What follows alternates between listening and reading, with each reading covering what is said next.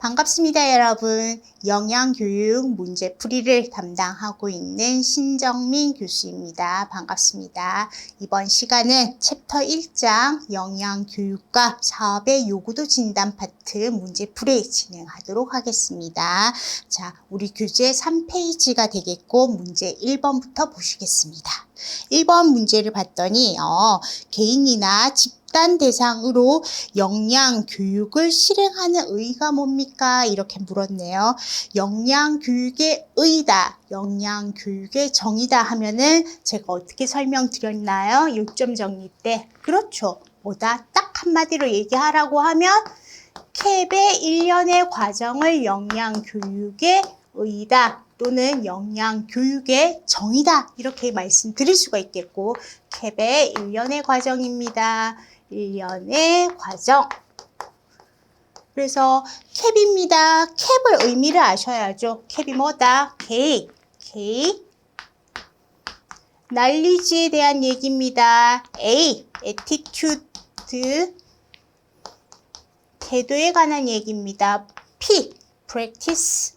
실행에 관한 얘기입니다. practice 다른 말로 그렇죠. behavior. 행동이라고도 얘기하죠. 그래서 영양교육 너무나도 중요하죠. 의의가 뭐다? 정의가 뭐다? 지식을 먼저 습득합니다. 그리고 나서 태도의 변화가 일어나죠. 마지막으로 해야 될 거 행동으로 실천합니다. 이게 뭐다? 영양교육의 의의, 영양교육의 정의라고 얘기할 수 있습니다. 그래서 practice, behavior 같은 의미가 되겠고, 지식, 태도, 행동 중에 제일 중요한 건 뭐다? 행동이 되겠습니다. 행동의 변화가 일어나지 않으면 영양교육은 실패다, 성공이다? 실패다. 지식을 받아들이고 태도의 변화를 일으켰으나 행동으로 옮기지 않습니다. 그러면 영양교육은 실패라고 얘기하죠. 자, 설명이 길었는데 답은 찾으셨죠? 몇 번이다? 5번이다. 지식의 습득과 태도의 변화로 스스로 영양관리 실행입니다. 그래서 우리는 한마디로 뭐라고 한다? 캡의 일련의 과정. 다음 넘어갈게요. 자, 2번 보셔요. 국민 대상으로 영양교육을 실행하는 최종 목표는 뭡니까? 자, 영양교육의 최종 목표가 뭐다? 우리 요점 정의 때 해드렸습니다. 답은 쉽게 나오시죠? 한번 보시겠습니다. 자, 화면 보시면은 제가 뭐라고 적어놨나요? 영양교육의 목적, 우리 요점 정의집에는 7가지 정도 열거할 수 있고, 최종 목표다. 뭔가요? 그렇죠. 국민의 건강 증진에 있다. 영양교육의 최종 목표는 국민의 건강 증진입니다. 이렇게 말씀드렸습니다. 다음 넘어가죠. 3번 하겠습니다. 현대를 살아가는데 현대인에게 영양교육의 필요성을 강조하는 배경은 뭔가요? 물었네요. 자, 현대인들에게 영양교육의 필요성 강조하는 그 뒤에 있는 배경이 뭐였나요? 그렇죠. 답은 당연히 3번이죠. 인구 동태적인 변화가 생겼죠? 현대에 들어와서. 그리고 가정 역할의 사회화가 되었습니다. 그쵸? 그리하여 영양교육이 더욱더 필요해졌습니다. 이렇게 설명드릴 수가 있겠네요. 어렵지는 않습니다. 그쵸? 다음 넘겨서 4페이지 4번 보셔요. 자, 개인이나 집단의 대상으로 영양교육을 실행한 후에 교육 효과가 즉시 나타나지 않는 이유로 옳은 거 고르십시오 했네요. 자, 영양교육 실시에 어려운 점이 뭔가? 이걸 묻는 거와 똑같은 얘기인데 우리 화면으로 한번 정리하고 답안 찾도록 하겠습니다. 화면 한번 보셔요. 영양교육이 실시하는데 어려운 점이 몇 가지가 있습니다. 요 사항은 기본적이다. 기본적인 사항이다. 어렵지 않다. 이해를 하고 계시면 영양교육 실시의 어려운 점에 대해서 묻는 질문이 나오면 맞출 수 있는 얘기입니다. 첫 번째 보셔요. 왜 어려운가요? 영양교육 실시가 개인이나 집단에 뭐가 어려운가요? 그렇죠. 식습관의 변화가 어렵습니다. 한평생을 짜게 드신 분에게 고혈압의 위험이 있으니 저염 식사하십시오. 식단 변화 일으키기 너무나도 어렵다. 그 얘기가 되겠고, 두 번째 보셔요. 경제 문제와 식생활과 연관되어 있죠. 경제와 식생활은 밀접한 연관이 있습니다. 시간과 비용도 많이 들죠. 영양교육할 때. 그래서 영양교육 하는 게 어렵구나. 세 번째, 교육 대상에 관심 부족입니다. 뭔가요? 영양 문제에 대한 인식이 부족하죠. 그래서 교육 대상에 관심이 부족해서 영양교육을 진행하는데 어렵구나. 네 번째가 중요하네요. 영양교육 실시 어려운 점, 교육 대상자가 너무나도 다양하죠. 보셔요. 성별, 나이, 가치관, 거주지역, 교육 수준도 다릅니다. 식습관도 다르죠. 경제 상태도 다릅니다. 기호도도 다르고 문화의 차이도 있죠. 그래서 교육 대상자 맞춤형으로 영양 교육을 해야 되기 때문에 어렵습니다. 마지막, 즉효성이 없습니다. 이렇게 표현할 수 있는데 왜 그런가요? 영양 문제로 인한 질병 발생이 장기적, 완속적, 비가시적, 복합적으로 나타납니다. 한마디로 뭐냐? 교육 효과가 눈에 보이게 빨리 나타나냐? 아니라는 거죠. 그렇죠? 오랜 인내가 필요하다. 그래서 장기적으로 봐야 합니다. 바로 눈에 가시적이다? 아니다. 비가시적이다. 이렇게 얘기할 수가 있겠네요. 자, 그래서 문제로 돌아오시면 우리 4번 문제였습니다. 답은 몇 번 고르셨나요? 그렇죠. 2번이죠. 대상자의 식습관과 교육 수준의 다양성 때문에 영양교육 효과가 즉시 나타나지 않죠. 다른 말로 영양교육 실시가 어렵다. 3번 보셔요. 보기 3번. 대상자의 식생활과 기호도 변화가 쉽나요? 아니죠. 어렵다. 어렵다로 고쳐야겠구나. 보기 5번도 보셔요. 교육 효과는 빠르게 나타나나요? 아니라 느리게 나타난다. 단기적인 효과인가요? 장기적으로 효과가 나타난다. 되시죠? 다음 문제 5번 보시겠습니다. 질병 예방을 위해 국민 대상으로 영양 교육이 필요합니다. 1차 예방에 해당하는 보건의료 단계는 뭡니까? 자, 이거 같은 경우는 알아두셔야 되는데 질병 예방 단계는 크게 3단계가 있다. 1차 단계, 1차 예방 단계, 2차 예방 단계, 3차 예방 단계가 있네요. 화면으로 정리하고 답안 찾죠. 자, 보시면은 영양교육은 1차 예방 단계 질병, 2차 예방 단계, 3차 예방 단계, 결론적으로 1차, 2차, 3차 모두 다 영양교육과 상담이 들어가야 합니다. 요 얘기가 키워드가 되겠고, 문제에서 묻는 건 뭐냐면은 1차 예방은 뭘 의미하냐? 질병의 발병 이전을 얘기합니다. 건강 증진 단계라고도 부르네요. 건강 증진, 질병 예방 단계를 의미하는구나. 계속해서 보셔요. 2차 예방은 뭔가요? 질병이 발생한 단계입니다. 건강 검진 단계, 질병 완화 단계, 영양교육 필요 단계. 그래서 뭐라고 적어놨냐면 결론적으로 2차 예방 단계는 질병을 조기 발견하고 질병을 치료하는 단계다. 질병 2차 예방 단계. 그럼 3차 예방은 뭔가요? 질병 후 재활 단계라고 얘기할 수 있네요. 질병 악화되는 거 방지합니다. 재활에 중점을 둔다. 3차 예방이 되겠죠. 그래서 1차 예방, 2차 예방, 3차 예방에 모두 단계별로 영양교육과 상담이 들어가야 한다. 필요성이죠. 자, 문제로 돌아오시면은 문제에서는 1차 예방에 해당하는 보건의료 단계 물었네요. 자, 보기 1번부터 보셔요.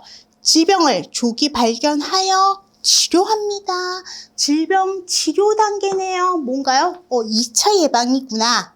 그럼 답이 아니죠. 문제는 1차 예방을 물었으니까. 2번 보셔요. 질병의 합병증과 관련성이 있다. 이건 뭔가요? 합병증 뭐다? 3차 예방. 3번, 질병이 더 악화되는 걸 막습니다. 이거 뭐다? 악화 방지니까 역시나 3차 예방이 되겠구나. 4번 보셔요. 건강 증진을 통한 질병 예방 단계입니다. 오, 뭐다? 예방 단계, 질병 예방, 1차 예방이라고 하죠. 그럼 5번은 왜 틀렸나요? 질병 치료 후에 재활하여 사회 복귀를 도모합니다. 재활, 사회 복귀, 뭐다? 3차 예방이죠. 답은 4번이었네요. 알아두셔야 됩니다. 다음 넘어가겠습니다. 6번 보셔요. 사회복지사업과 연계한 보육원, 양로원, 장애인, 정신질환자 시설 등에서 역량 취약성이 있는 대상자에게 필요한 역량 교육 분야가 뭡니까? 자, 키워드는 뭔가요? 문제를 잘 읽으셔야 됐는데 역량 취약성이 있는 대상자가 키워드였습니다. 역량 교육 분야는 뭐라고 답하셔야 되냐면 그렇죠. 답은 보기 4번 사회적 소외 집단을 위한 교육이다. 4번이 맞았습니다. 역량 취약성이 있는 대상자 연결해서 사회적 소외 집단이다. 이들을 위한 교육을 해야 합니다. 이렇게 연결시켜서 이해하셔야 됩니다. 되시죠? 다음 넘어가서 7번 하겠습니다. 경제성장과 발전에 따른 국민의 식생활 변화에 관한 설명으로 옳은 것 고르십시오. 자, 이거는 추가 설명이 필요 없겠네요. 뭐다? 국민의 식생활 변화, 뭐가 맞는 표현이었나요? 그렇죠. 보기 3번. 동물성 식품의 소비 증가네요. 되시죠? 다음 넘어가서 5페이지 8번 하겠습니다. 국민건강 증진을 위해 역량 교육이 평생 교육으로 지속해야 하는 이유가 뭔가요? 우리 알고 있죠. 뭐다? 당연히 보기 5번이 답이죠.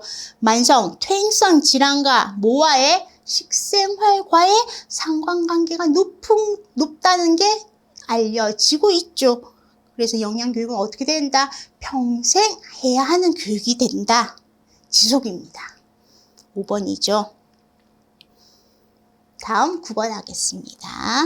영양교육의 내용을 선정하는 방법으로 적합한 것 고르십시오. 자, 보기 1번부터 보셔요. 교육을 통해 지식만 증진되도록 구성합니다. 아니죠. 어떻게 해야 된다? 영양교육을 통해 캡의 일련의 과정이니까 지식을 습득하고 태도의 변화를 느끼고 행동으로 실천해야 한다. 지식만 아니구나. 두 번째, 1회 교육으로 많은 내용의 소주제를 다루도록 구성한다. 아니죠. 한 번의 교육에서는 어떻게 해야 된다? 2개 또는 최대 3개까지의 소주제만을 다루어야죠. 한 번에 많은 양의 소주제를 다루면 교육 대상자는 혼란을 느끼죠. 세 번째 보셔요. 교육 내용은 최신의 지식보다는 오랫동안 익숙한 것으로 구성한다. 자, 이 문장은 어디가 틀렸을까요? 그렇죠. 교육 대상자에게 익숙한 내용으로만 구성된다면 그 역량 교육은 흥미를 잃어버립니다. 교육 대상자가. 그러므로 무조건 최신 지식만을 얘기하는 것도 정답은 아니지만 익숙한 것에서부터 최신 지식까지 다양하게 교육을 준비해야겠다. 이렇게 고쳐야겠네요. 다음 4번. 식행동 변화를 효과적으로 유도하기 위해 방대한 양의 교육 내용을 전달한다. 아니죠. 말씀드렸죠. 한 번 교육할 때 소주제는 몇 개까지? 최대 3개까지. 2-3개의 소주제가 가장 적당하다. 답은 5번이죠. 교육 내용은 일반적인 내용에서 시작하여 전문적인 내용으로 전개하도록 구성합니다. 처음에는 일반적인 내용으로 시작해서 점점점 어려운 내용, 전문적인 내용으로 구성을 해야 되겠죠. 5번이 맞네요. 되시죠? 다음 10번 보셔요. 2020 한국인 영양소 섭취 기준의 에너지 및 각 영양소의 적정 섭취 수준에 관한 설명으로 옳은 것 고르십시오. 자, 문제 10번은 꽤 까다로웠던 문제였습니다. 우리 화면 보면서 정리하도록 하겠습니다. 문제 10번 같은 경우는 여러분 꼭 오답까지도 잘 챙겨서 정리해 두실 것 당부드립니다. 1번부터 보셔요. 권장 섭취량과 충분 섭취량은 영양 결핍의 위험을 예방하기 위함이다. 자, OX 올라가죠. 뭔가요? 맞는 표현입니다. 그래서 알아두셔야 됩니다. 권장 섭취량, 충분 섭취량은 영양 결핍의 위험을 예방하기 위해 설정되었다. 그렇다면 2번부터 왜 틀렸나? 알아보도록 하겠습니다. 영양소 섭취 기준의 설정 목적은 국민의 만성 질환을 치료함에 있다. 자, 어디가 틀렸을까요? 그렇죠. 영양소 섭취 기준의 설정 목적은 식이성 만성 질환의 위험을 감소시켜 뭔가요? 국민 건강 수명을 증진하기 위함입니다. 이렇게 고쳐야겠구나. 세 번째 보셔요. 충분 섭취량과 상한 섭취량은 영양 과잉 섭취의 위험을 예방하기 위함이다. 어떻게 고쳐야 할까요? 보셔요.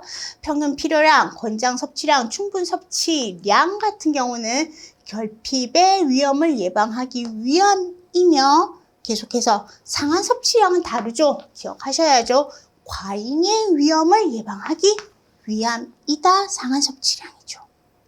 네 번째, 만성질환의 위험을 감소시키기 위해 영양소의 최대 수준 섭취량을 설정하였다. 아니죠? 어떻게 고쳐야 되나요? 만성질환 위험을 감소시키기 위해 뭐다? 만성질환 위험 감소 섭취량을 설정하였죠. 언제? 2020년에 영양소는 나트륨이죠. 대표적으로. 마지막 다섯 번째, 2015년 영양소 섭취 기준과 다른 점은 지방의 필요량과 섭취량을 추가 설정한 것이다. 자, 기억하셔야 되는데 어디가 틀렸나요? 2015 영양소 섭취 기준과 다른 점은 지방의 경우 중요하죠. 리놀레산, 알파리놀렌산, 뭐 있나요? 하나 더 EPA와 DHA의 합이죠. 플러스 여기 세 가지에 뭐가 설정되었다? 충분 섭취량이 추가적으로 설정되었다. 이게 다른 점이죠. 그래서 10번 문제는 답은 1번이라는 거는 어렵지 않았으나 2번부터 5번까지 오답도 잘 챙겨 두도록 하겠습니다. 되시죠? 자, 한 장 넘겨서 11번 보셔요.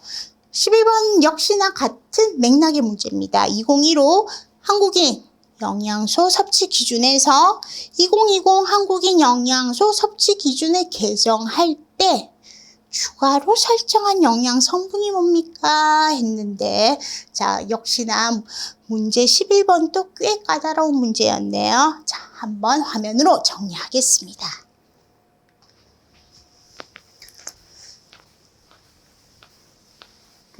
영양학 파트 개요에서도 나오죠. 한국인 영양소 섭취 기준 강조했습니다. 역시나 영양 교육 파트 첫 번째 챕터에서도 나오네요. 어떻게? 오답, 정답 잘 정리하셔야 되는데 보기 1번부터 보셔요. 모든 연령에서 메티오닌과 풀시스테인 합의 권장 섭취량을 설정하였다. 2020년도에 자, 답안 한번 보셔요. 이거 같은 경우는 자, 영아를 제외한 모든 연령에서 메티오닌 플러스 시스테인의 권장 섭취량을 설정하였습니다. 그러니까 모든 연령이 맞냐? 아니라는 거죠. 예상이 있다. 누구? 0에서 5개월 사이의 영아는 메티오닌과 시스테인의 합의 권장 섭취량이 없습니다. 뭐가 있냐? 적어놨죠. 두 번째 줄. 영아의 경우는 메티오닌 플러스 시스테인은 충분 섭취량만 설정되어 있다. 이렇게 나와 있는 거 제가 정리했습니다. 두 번째, 유아를 제외한 모든 연령에서 EPA와 DHA 합의 충분 섭취량을 설정하였다. 너무나도 중요한 문장이었네요. 자, 답안 올라가죠? 맞습니다. EPA, DHA 지방 파트에서 이거 새롭게 설정되었다. 앞 문제에서 언급했는데 EPA와 DHA 충분 섭취량 같은 경우는 예외사항이 있습니다. 뭐냐면 1세에서 5세까지의 유아는 빠져 있습니다. 빠져 있다. 그래서 1세에서 5세의 유아만 빠져 있고 그 외에 모든 연령은 EPA 플러스 DHA의 충분 섭취량 설정되어 있다. 이렇게. 너무 중요했네요. 꼭 알아두셔야 됩니다. 세 번째 보셔요. 유아를 제외한 모든 연령에서 탄수화물의 평균 필요량과 권장 섭취량을 설정하였다. 자, 이거 어떻게 고쳐야 할까요? 한번 보셔요. 유아를 제외한 아니고 뭐다? 영아입니다. 영아인데 개월이 다르죠? 앞에 1번과 0에서 11개월에 해당하는 영아를 제외한 모든 연령에서 탄수화물의 평균 필요량, 권장 섭취량 설정했습니다. 그렇다면 0에서 11개월의 영아는 뭐 있을까요? 충분만 설정되어 있다. 누구의 경우? 탄수화물의 경우. 요거 기억하셔야 되고, 네 번째 보셔요. 영아를 제외한 모든 연령에서 리놀레산, 알파 리놀렌산의 충분 섭취량을 설정하였다. 자, 요거 어디가 틀렸을까요? 한번 보셔요. 리놀레산, 알파 리놀렌산 같은 경우는 충분 섭취량이 설정되어 있다는 거 알고 있으나 뭐다? 영아 제외가 아니고 이거는 영아를 포함입니다. 영아를 포함한 모든 연령에서 리놀레산의 충분 섭취량 설정되어 있고 알파 리놀렌산의 충분 섭취량도 설정되어 있다. 그래서 자, 지방 같은 경우는 2020년도에 뭐 있나요? 여기 2번 보셔요. EPA 플러스 DHA의 합이 충분 섭취량이 설정되었고 리놀레산의 충분 섭취량 설정되었고 알파 리놀렌산의 충분 섭취량 설정되었는데 EPA와 DHA는 제외되는 연령이 있었죠? 1에서 5세는 없습니다. EPA 플러스 DHA의 충분 섭취량 없습니다. 그러나 리놀레산과 알파 리놀렌산은 뭐다? 모든 연령, 영아를 포함해서 모든 연령에서 충분 섭취량 설정 있구나.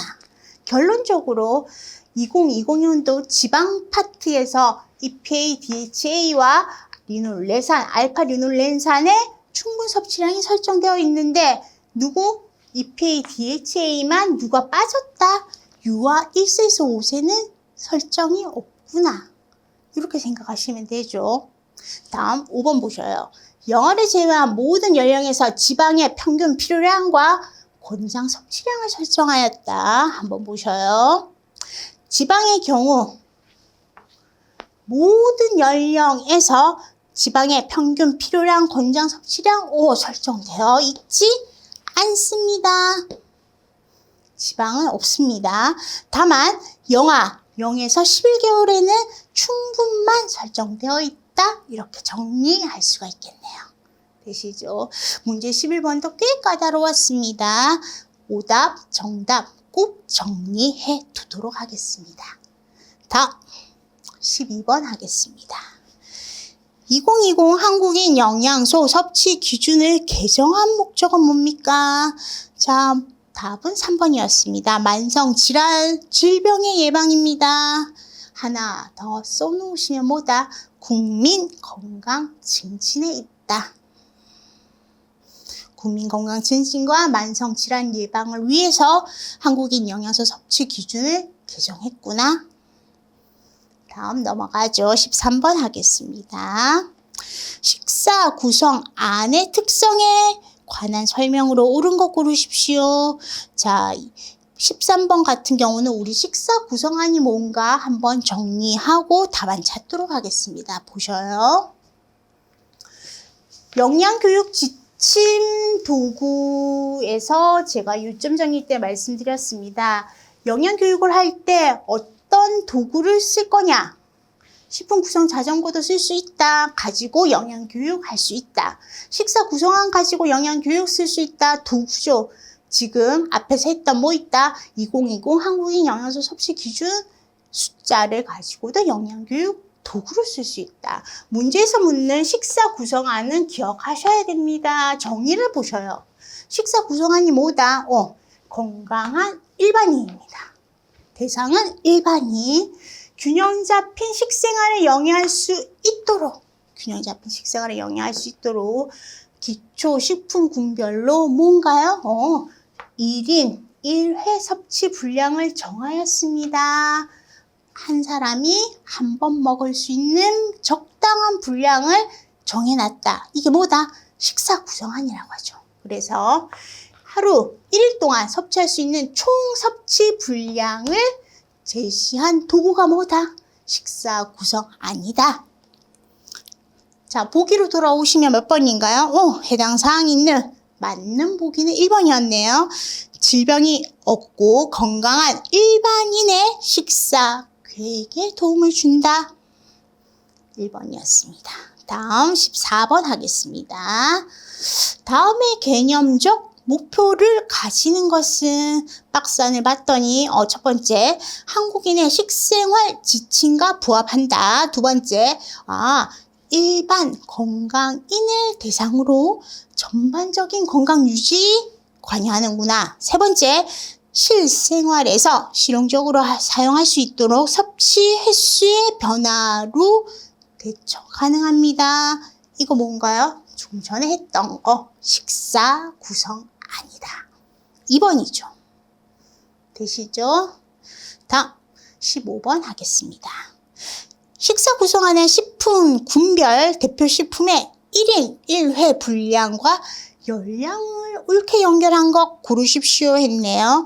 자, 이거 같은 경우는 그 식품 군별 대표 식품의 1인 1회 분량과 그 식품에 한 번 먹었을 때 열량, 암기가 필요합니다. 암기하셔야 됩니다. 자, 화면 한번 보시겠습니다.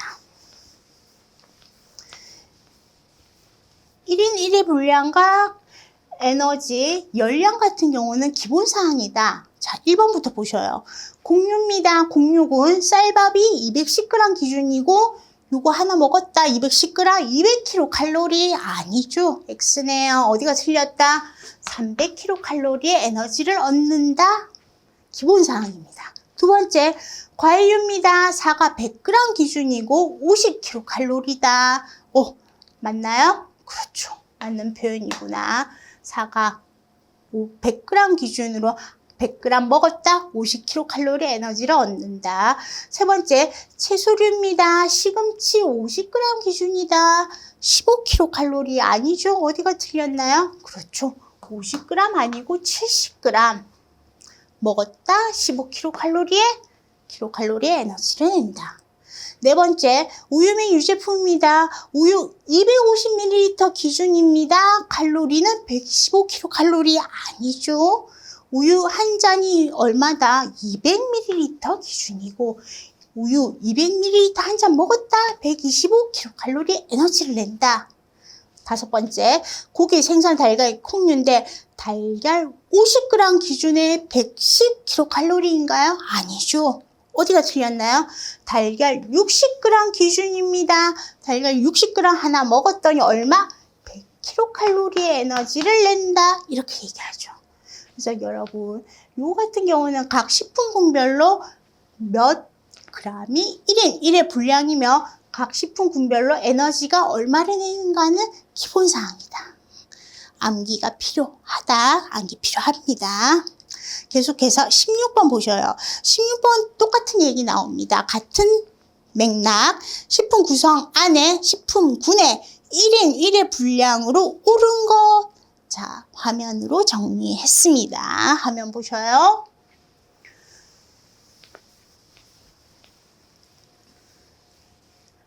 자, 보기 1번입니다. 과일류다. 사과 중간 거 2분의 1개 200g, 참외 2분의 1개 200g, 귤 1개 200g이 1인 1회 분량인가요? 아니죠. 자, 보셔요. 사과는 100g 기준, 참외는 150g, 귤은 100g이 뭐다? 1인 1회 분량. 과일류 요거 각각 참외가 다르죠.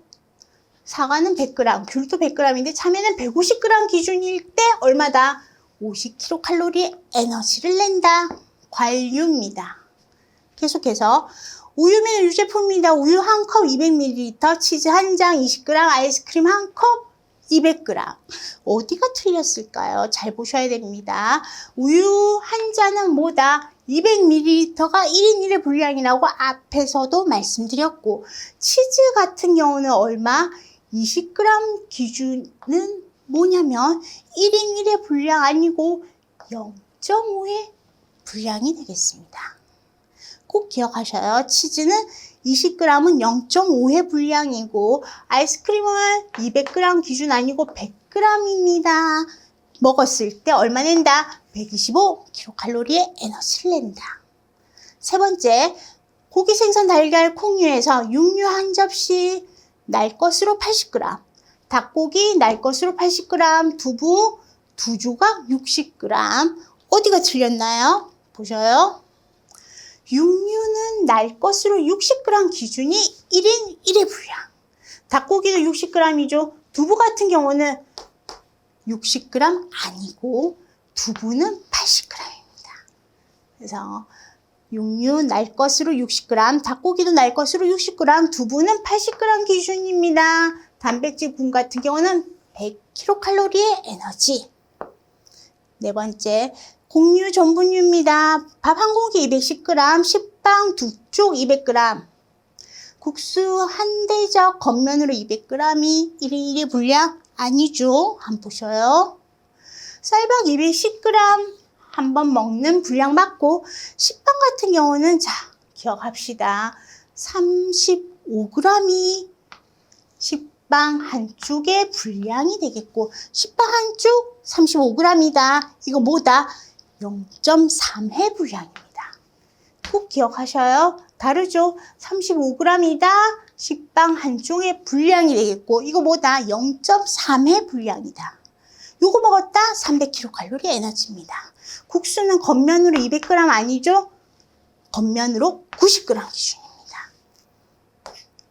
되시나요? 계속해서 5번이 답이죠. 콩나물 한 접시 날 것으로 70g, 배추김치는 40g, 겉미역은 10g. 맞죠? 자, 보셔요. 콩나물 생으로 70g, 배추김치는 40g, 겉미역 10g이 15kcal 에너지를 냅니다. 채소류에서 1인 1회 분량이라고 얘기할 수 있죠. 그래서 문제 16번도 꽤 까다로웠죠. 여러분 이거 같은 경우는 표로 하나 정리를 하셔서 외우셔야 합니다. 자, 다음 넘어가겠습니다. 17번 하도록 하겠습니다. 자, 17번 같은 경우는 한국의 식문화에 관한 얘기가 나오는데 17번 문제는 참고만 하시면 되겠습니다. 굳이 몰라도 상관없다. 조심스럽게 말씀드립니다. 한국 식문화의 역사적 배경에 관한 설명으로 옳은 거 보기 1번부터 보셔요. 구석기 시대에는 어로, 수렵, 채취 생활을 주로 하다가 원시적인 농경 생활로 점차 바뀌었다. 구석기 시대가 아니고 이거 같은 경우는 농경 생활로 점차 바뀐 시대는 삼국시대입니다. 삼국시대. 두 번째, 신라시대에는 밭농사를 관장하고 아니죠. 신라시대에는 보리농사입니다. 밭농사 아니다. 세 번째, 고구려 시대에는 왕과 귀족들의 식생활을 관리하고 특히 해산물의 조리, 가공, 저장 방법을 정개발하였다. 고구려 시대에 해산물 조리, 가공, 저장 방법이 처음 개발되었나요? 알려진 바 없습니다. 제가 아무리 자료를 찾아봐도 고구려 시대에는 해산물 조리, 가공, 저장 방법이 처음 개발된 거 자료는 없었습니다. 알려진 바 없다. 네 번째, 고려 시대에는 상차림이 정착되었다. 문장을 다 읽어보면 식생활 문화가 발달하면서 칠첩반상, 구첩반상 등의 상차림이 정착되었다. 상차림이 정착된 시기는 그쵸, 조선시대가 되겠네요. 고려시대 아니다.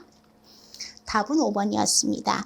조선시대에는 농업을 적극 장려하여 곡식과 채소 생산이 늘었고 농업에 관한 서적도 많이 보급되어 농업 기술이 발전하였습니다. 5번이 맞는 표현이었네요. 그래서 식문화 같은 경우는 참고만 하실 내용입니다. 굳이 암기 안 해도 된다. 다음 18번 하겠습니다. 우리나라의 영양사 제도에 관한 역사적 배경으로 옳은 거. 자, 18번 문제 같은 경우는 보기 1번부터 한번 보셔요. 1957년에 식품위생법상 집단 급식소에서 영양사 배치가 법제화되었다. 영양사 배치가 법제화된 연도는 1967년입니다. 57년 아니고 67년 고치시고, 두 번째, 1952년 1월 21일에 식품위생법의 제정과 더불어 영양사 면허 제도가 명시되었다. 그 식품위생 법규 파트에서는 아실 내용이죠. 식품위생법 제정 해와 몇 월 달인가? 1962년 1월 20날 식품위생법이 처음 제정됐죠. 52년 아니구나. 62년. 세 번째, 1982년 학교급식법이 제정되어 초등학교 급식에서 영양사 배치가 최초로 명시되었다. 이거 같은 경우는 1982년이 아니고 81년에 대한 얘기입니다. 네 번째, 1958년 국립보건원에 최초로 영양사란 명칭을 사용하였고 1961년 대한영양사협회가 발족하였다. 자, 대한영양사협회가 발족한 해는 1961년이 아니고 1969년이 되겠습니다. 답은 5번이었습니다. 1991년 영유아 보육법이 제정되면서 어린이집, 유치원 등 영유아 보육시설에 영양사 배치를 최초로 명시하였다. 5번이 맞는 보기였고, 자, 문제 18번 같은 경우는 영양사 제도에 대한 역사적 배경은 우리 영양교육 파트에서는 비중은 그리 높지 않다.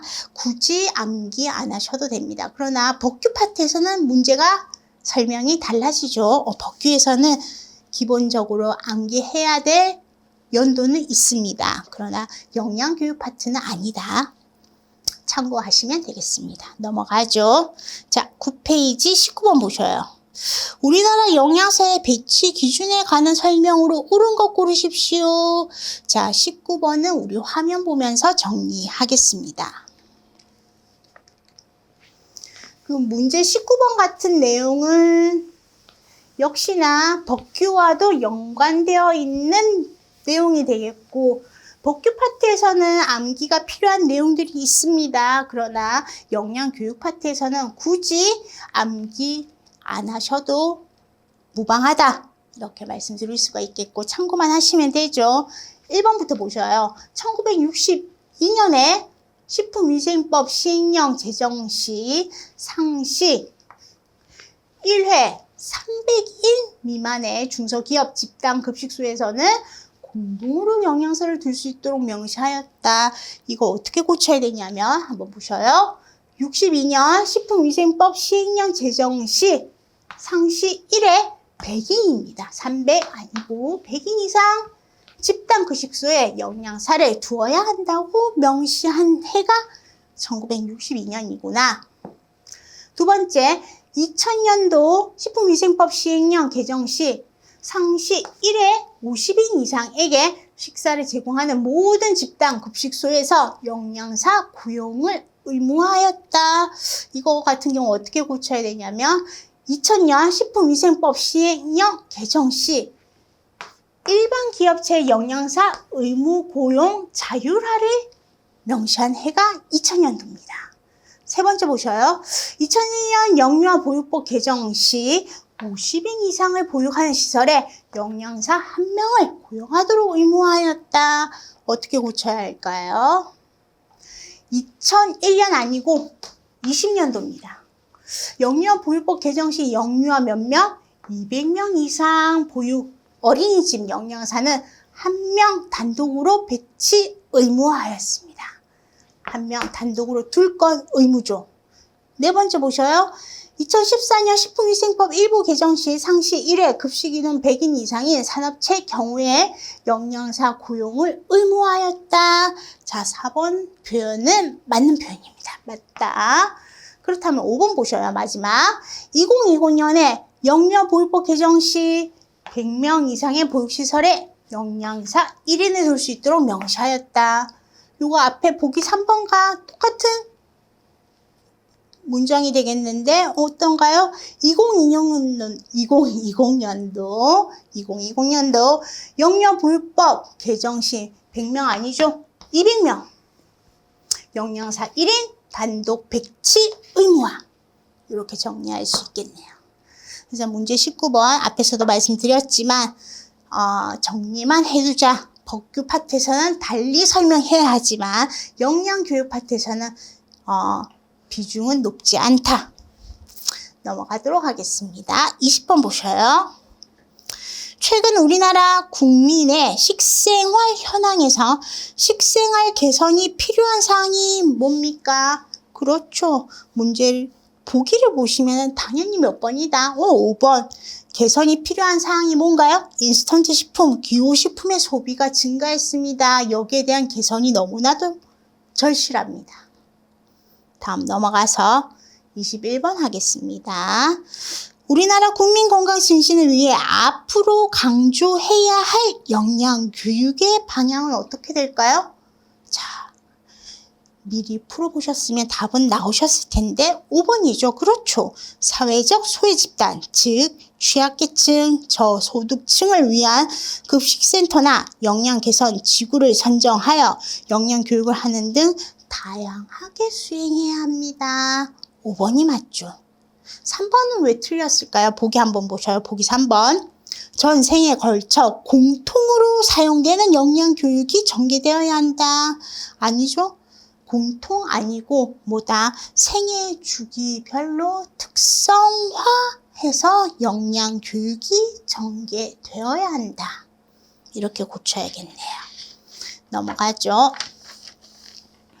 다음 10페이지 22번 하겠습니다. 지역사회 영양사업에 실행하려고 할 때 대상의 요구를 파악해서 진단해야 합니다. 요구 진단이란 뭡니까? 자, 요구 진단에 대한 설명 우리 화면으로 보고 나서 답안 찾도록 하겠습니다. 지역사회 사업의 요구 진단, 이거는 우리 요점 정리집에 있는 거 제가 발췌해 왔죠. 뭐라고 얘기합니까? 요구 진단이 뭐다? 지역사회 건강 및 영양 문제를 조사하고 이들 문제에 영향을 주는 요인과 영양 취약 또는 영양 위험 대상자들이 지역사회 영양 사업에 요구하는 사항을 총체적으로 파악하는 과정보다 지역사회 사업의 요구 진단, 말 그대로 지역사회 사업의 요구 진단, 요구하는 사항을 총체적으로 파악한다, 진단한다. 되시죠? 몇 번인가요? 보기 5번이었네요. 지역사회 영양 문제를 조사하고 이에 영향을 주는 요인과 영양 위험 대상자를 파악하는 과정이다. 5번이죠. 그래서 지역사회 요구 진단 같은 경우는 암기하셔야 된다? 안 한다? 뭐 한다? 이해를 하자. 의미 파악을 하자. 넘어가도록 하겠습니다. 23번 보셔요. 지역 주민을 대상으로 지역사회 영양 사업을 시행할 때 영양 상태를 직접 판정하는 방법은 뭐가 있나요? 자, 요거는 기억하셔야죠. 우리 화면으로 정리되어 있는 거 한번 보고 답안 찾죠. 영양 상태 판정법 같은 경우는 직접 평가법이 있겠고 간접 평가법이 있다. 직접 평가법 ABCD법이라고 얘기하죠. 뭐 있나요? A.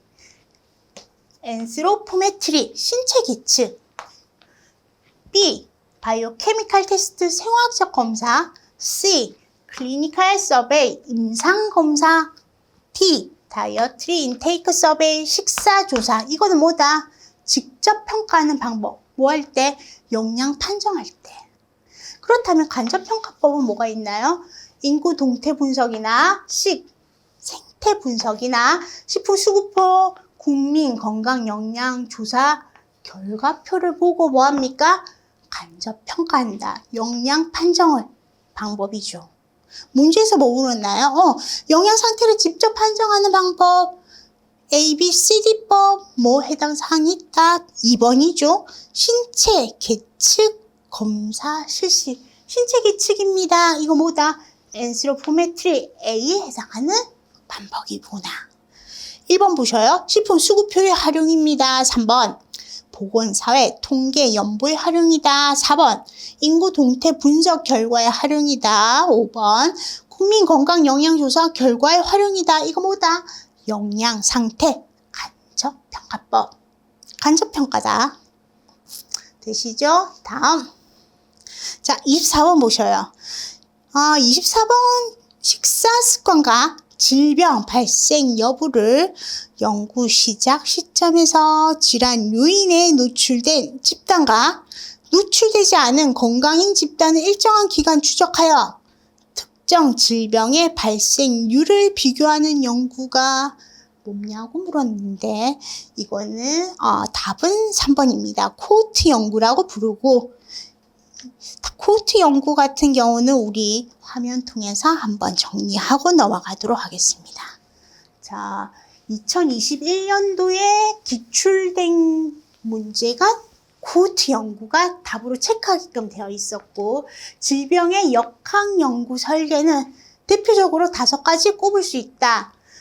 우리 문제에서 묻는 코호트 연구부터 정리하죠. 각각의 5가지 연구 설계 같은 경우는 키워드 위주로 정리는 해주셔야 됩니다.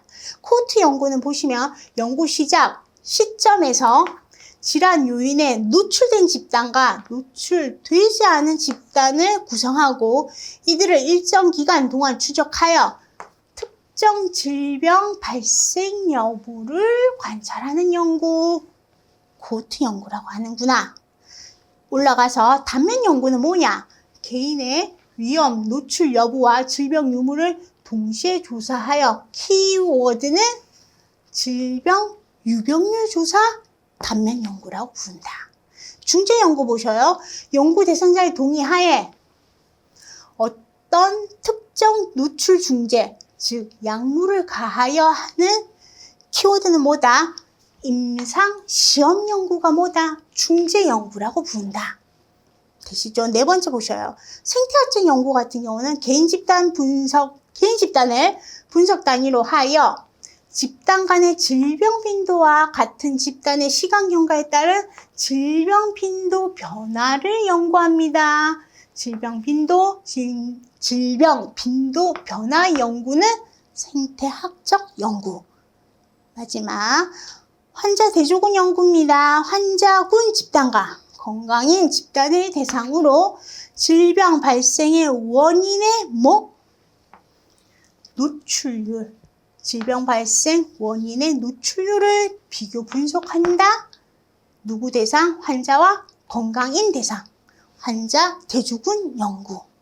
이렇게 정리할 수 있겠네요.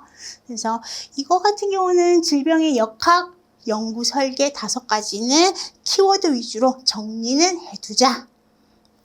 넘어가도록 하겠습니다. 자, 마지막 문제 25번이죠. 지역 주민의 건강 문제를 파악하고 관련된 영양 교육을 계획하기 위해 국가 통계 자료는 다음과 같습니다. A 지역의 인구 1000명당 심장병 유병률은 어떻게 구하는가? 옳은 표현을 찾으라는 얘기인데, 자, 유병률 구하는 공식 우리 정리 한번 하고 답안 찾도록 하겠습니다. 그 유병률, 특정 질병의 유병률 구하는 공식은 어렵지는 않죠. 분모에 뭐 들어간다? 해당 지역의 총 인구수. 분자에는 뭐 들어가나요? 구한의 수입니다. 이전에 질환을 앓고 계신 분들의 환자 수 플러스 새롭게 질환 앓기 시작했다. 신환의 수 더해서 곱하기 1000 하시면 되죠. 자, 박스 안을 보셔요. 문제에서 박스 안을 봤더니 인구 몇 명인가요? 100만 명. 100만 명. 그러면은 총 인구수 분모에 뭐 들어간다? 분모에는 100만이 들어가겠구나. A지역에서 전년도에 총 사망자는 500명, 그 중에서 심장병으로 사망한 사람은 100명. 사망자는 숫자 필요한 데이터가 아니다. 그 다음이 중요하죠. 기존의 심장병 환자, 기존 동그라미 얼마인가요? 15만 명. 그럼 구한이 얼마다? 구한의 수 15만. 계속해서 기존의 심장병 환자 15만 명, 올해 신규 동그라미. 신규 심장병으로 진단받은 환자가 얼마? 2,500. 신하는 수는 얼마인가요? 2,500. 되시나요? 그렇다면 A지역의 인구 1000명당 심장병 유병률 하시면은 구환의 수는 15만 플러스 신환 2,500. 분자에는 이렇게 들어가고 곱하기 1000 하시고 분모에는 뭐 들어간다? 해당 인구 총 인구수, 해당 지역의 총 인구수 얼마? 100만. 몇 번인가요? 맞는 표현은 보기 5번이었다. 그래서 이거 같은 경우는 자, 유병률, 질병의 유병률 구하는 공식은 알고 있자. 공식 외우는 건 어렵진 않으시죠? 참고하시면 되는 문제였습니다. 자, 여기까지 해서 이번 시간은 챕터 1장 영양교육과 사업의 요구도 진단 파트 문제 풀이를 모두 마무리하겠습니다. 여러분 수고 많이 하셨습니다. 감사합니다.